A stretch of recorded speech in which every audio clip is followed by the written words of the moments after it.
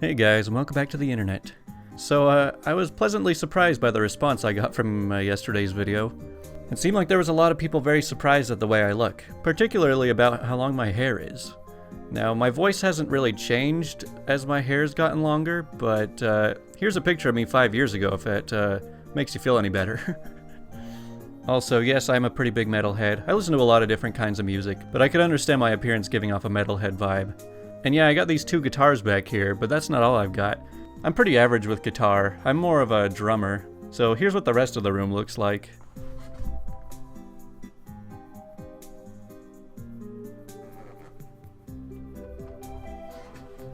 So yeah, I got a bit of a man cave. I've also gotten asked what kind of microphone and webcam that I've used, so I've just got links for those in the description from now on. Anyways, let's get into the first story, called Entitled Mother Tries to Steal My Seat. So I always mention I live in a small town because those who haven't read my stuff need to grasp that it's a small town, and you do things in a small town that you wouldn't necessarily do in a larger one. You also tend to run into a lot of entitled parents, especially if you're having anything to do with the school system or young people. I have one of those personalized deluxe folding camp chairs with a drink holder, pop-up table, and umbrella. It's very nice and pretty much lives in my trunk. Normally, you would watch a possession like that very carefully in a public place. In a small town, it's not generally a big issue. You set it up and wander off to talk to people. Besides, it has my name on it, so that helps. Reserved seating wherever I set it up. Now, I love baseball. It's probably my favorite spectator sport. My nephew was on the high school team, and it was a great team. I never missed a home game. On this day, I set up my chair without the umbrella. Then I wandered over to the concession area to get some nachos and a drink. I wandered back to some people sitting in my chair. I was understandably puzzled. It's my chair. It has my name on it. More importantly, the person sitting in it knows that it's not their chair. This has never happened before. I place my drink on the bleachers and eat a couple of nachos while pondering the situation. After the third or fourth chip, I decide to say something. Excuse me, this is my chair. She says, no one was sitting in it. First come, first served. I say, that's not how that works. I own the chair. She says, just sit on the bleachers. He's like, no, I'm going to sit in my chair. You're going to move. He says, no, I'm not. I got here first, and I have a child playing baseball today. I deserve this spot. Go away. I say, lady, this is not majors. Everyone here has a kid playing. I know the parents of every kid on our team. You're not one of them. It doesn't matter anyway because it's my chair. She says, I'm the mother of kid on opposing team. I say, then sit on the other side. She says, fine. She stands up and proceeds to take my chair with her. I snatch it out of her hands. She says, give me that chair. I say, no, it's mine. She says, I'll call the police. I say, no need, they're already here. I point out several people. That guy, and that guy over there. Their kids were on the team. She says, jerk. I said, you just figured that out? Pretty slow on the uptake there, princess. She wandered off and I sat in my chair and enjoyed my nachos. A few minutes later, she's back with the only cop actually in uniform. She says, that's my seat. I was sitting there first. The cop says, hey, sir, what's up? I say, crazy people doing crazy things. You? He says, this woman is claiming that she got here first and you took her seat. I say, not possible. He says, it is possible. I was here first and then you came and demanded I move and then stole my seat. I say, I own the chair. He says, it doesn't matter. I was here first. I say, I was actually here first and then I went to get snacks. He says, no, I was here first and I need that spot to watch my son play ball. I had to be here first because I own the chair. It didn't arrive before I did. I put it here. Your son plays for the other team, and they sit on the other side. If you hadn't been wrong in the first place, you couldn't have tried to steal my chair. Now go away. At this point, there are several out-of-uniform cops just milling around watching and trying not to crack up. This woman is getting more and more upset, and I'm just not. They know me, and they can see I'm playing with her. She says, but the chair is nicer, and I was here first. The cop says, ma'am, she brought the chair and put it here. She does this every game. She owns it, and that makes it hers. You need to leave now. You don't want to spoil the game for your son. She says, I'm a single mother. I say, I'm not surprised. Says, how dare you be so rude? Your parents should have taught you some respect. I say, my parents taught me not to steal. They also taught me not to allow some idiot to try and push me around. If you don't leave, I'm going to press charges for your attempted theft. That you have admitted to, and then report you to the school and have you banned from all future away games. Go to the bleachers on the other side and leave me alone now. She looked from me to the cop, who nodded, and moved back towards the bleachers on the other side. There was a kid in the opposite dugout, who was looking decidedly embarrassed.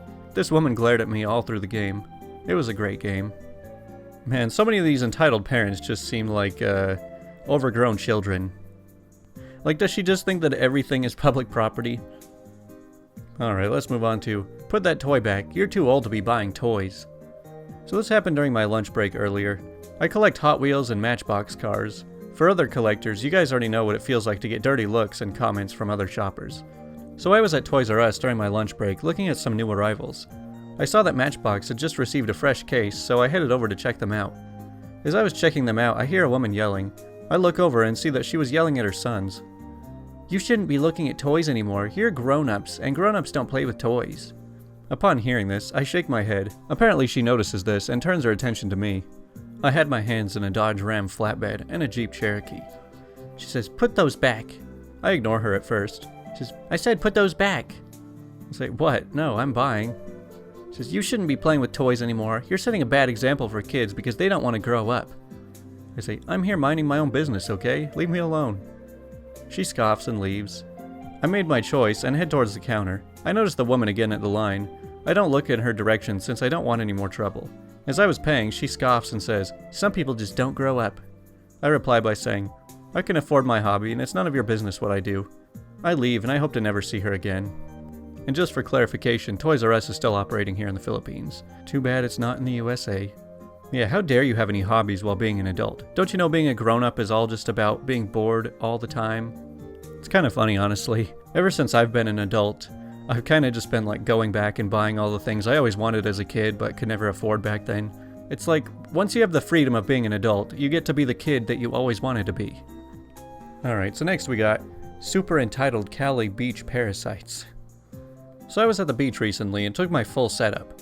2 chairs, nice shade, 2 coolers, and my Surface, which has facial recognition required to unlock. So I head to the shack for some hot dogs while my girlfriend was surfing. And when I got back, lo and behold, these 2 blonde Beverly Hills entitled chicks are drinking up my alcohol. Like, what? I say, "Excuse me." The dumb girl says, "What do you want? We're trying to enjoy the beach." Puts her glasses back on. "Yeah, I see that in my stuff." The dumber girl says, "Ugh, this is a public beach. All this stuff is supplied by the city. Duh." I say, duh, no. It has my name on it, and I will get beach security over there if you don't get out of here." My girlfriend comes over and says, "Hey, what's going on?" She stares at the 2 bimbos drinking up all my alcohol still. I went off and got security. The cop says, "So, excuse me, this couple says that you're using their property?" "Nah, this is my boyfriend's stuff. He's supposed to meet me here, and you could call him at this number if there's a problem." She says, "Yeah, this is his, and his name is on it too." She holds up my Surface laptop. I say, "Officer, I can prove it's mine with that laptop. It requires my face to unlock it." She says, "Are you stupid or something? Tablets unlock with passwords. Trying to lie." The cop hands me my Surface. I show him by trying to unlock with his face, then mine. The cop says, "I'm going to have to ask you 2 to leave." She says, "He's a hacker. You can't unlock things like that. You need a password or like a fingerprint. They're trying to steal our stuff." The cop says, "Leave now." She says, "You will hear from my daddy." I say, "I feel bad for your daddy having a moron for a child. I bet you have a younger sister who your dad loves more." She says, "Joke's on you. She has a little brother, not a sister," and gives me the finger. So I guess the younger brother is smarter and loved more by her dad.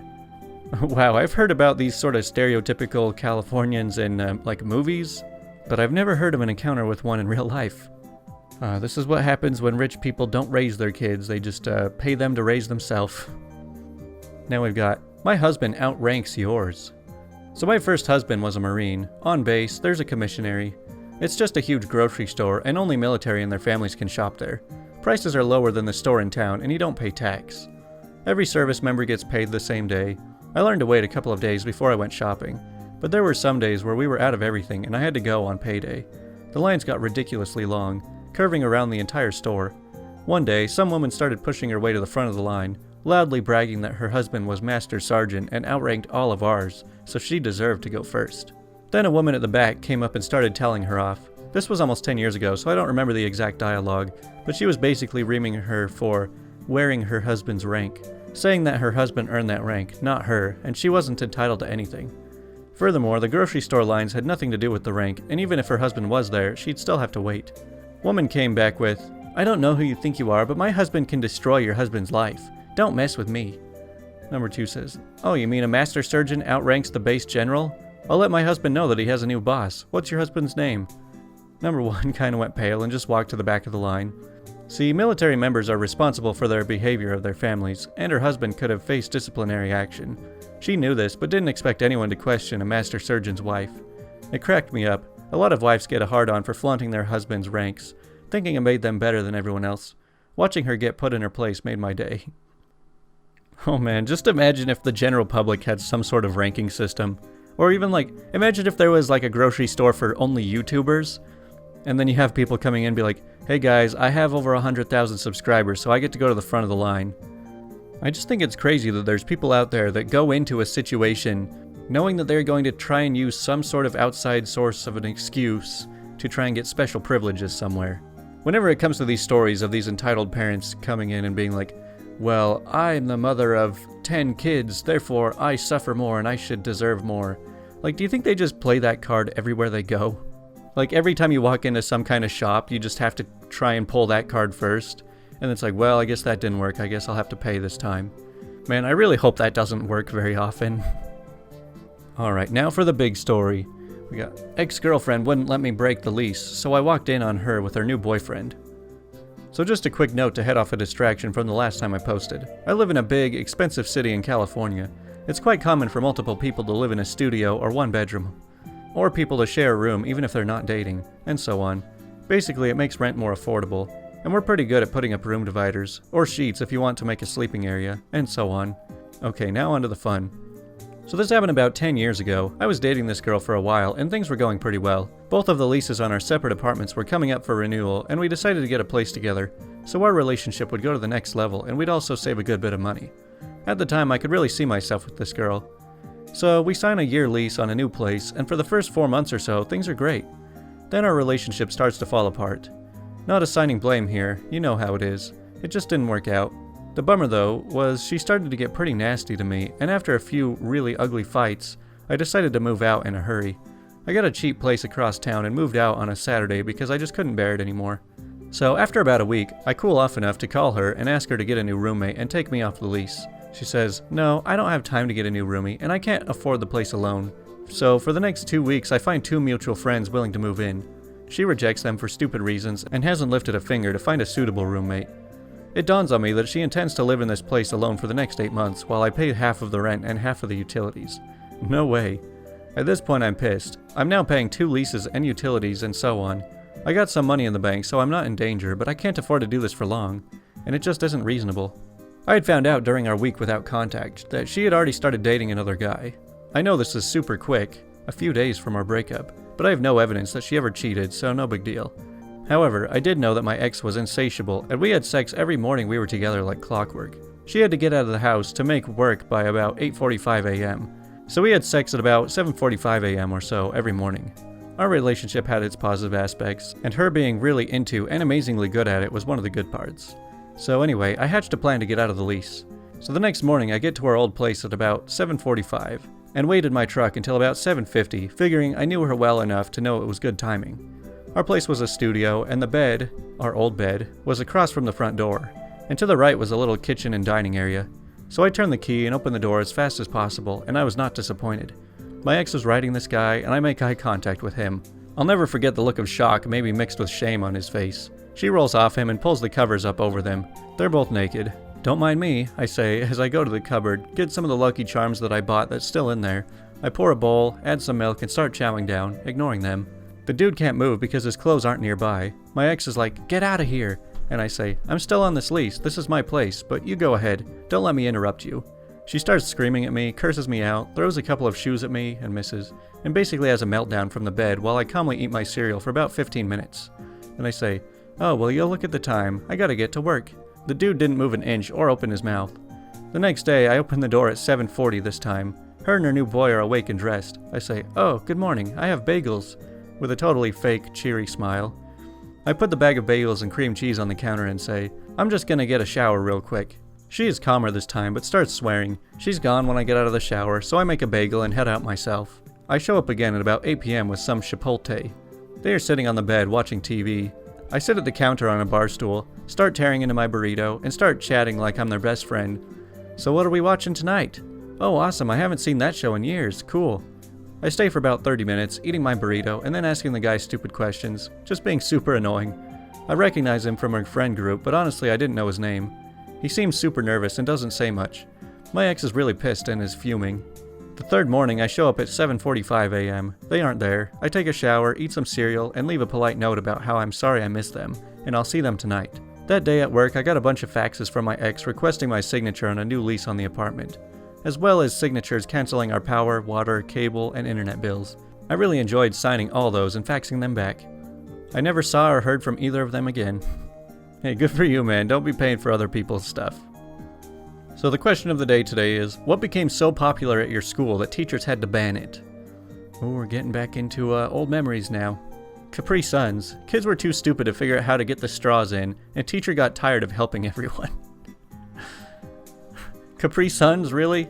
Yeah, I mean, they can be pretty tricky to figure out.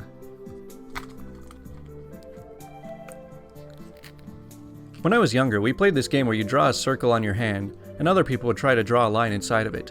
If someone was able to draw a line in your circle, then you were out. The objective of the game was to be the last one standing. It was small at first, but eventually almost everyone in my grade became involved, and it spiraled out of control. Chaos. Pure freaking chaos. Kids were tackling each other, running away from the other students, disrupting lessons. Teachers eventually began to talk to us about how far our game had gone, and started banning it altogether. It was fun while it lasted, boys. Man, schools just hate fun. I don't know what else to tell you. Rulers. Year 10 in high school, for whatever reason, someone decided to smack a guy across the head with a ruler. Then everyone went out and bought a ruler. Suddenly, everyone was a knight with a sword. Staff kept confiscating them, but rulers are cheap, so kids just went out and bought them by the handful. They ended up banning rulers at a school. The kids who were taking geometry that year and needed them had to be assigned rulers at the beginning of class and then turn them back in. And what did I just say? Schools hate fun. What kind of school doesn't even let people attack each other with rulers? So I'm 60. When I was in 3rd grade, sunflower seeds were banned. I was told the teachers thought they were drugs. Jacques, what is this? Where'd you learn to do this? Have you been doing seed? So I was in high school when cell phones finally became accessible enough for most people to have one. It took about a week of senior year for them to declare that no phones were allowed anywhere on school property. I remember phones being, very off limits for most of school, but I kind of wonder if that's, still the case with just how much people are attached to them. It's probably impossible to enforce. So there was a kid in my high school who made probably around $500 in a month for making duct tape wallets. Administration found out, but didn't ban the wallets, just banned conducting business on school grounds. Man, how many people are there that would buy a wallet made out of duct tape? They can't be that expensive. The kid that started a tuck shop out of his locker.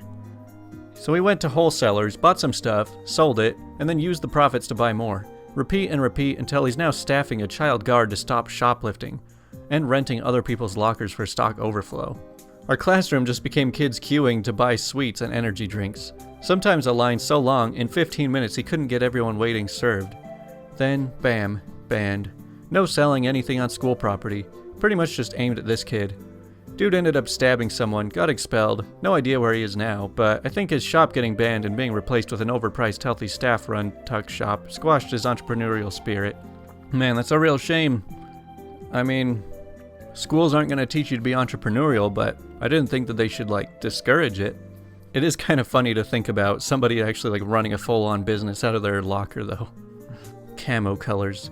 They somehow banned it school-wide because they were gang colors. Camo gang. How can you ban what you can't see? I mean, this whole gang must have been invisible. Well, that does it for today's video. There's still a few more things that I do want to change, particularly, I need to find a better way to do music with this channel. Honestly, finding music for these videos is pretty tricky, with all, the copyright issues and stuff. And I've tried playing these back without music in the background, and it just sounds kind of awkward. So, hopefully I can figure out some music changes in the future. But that does it for today. So, thanks for watching.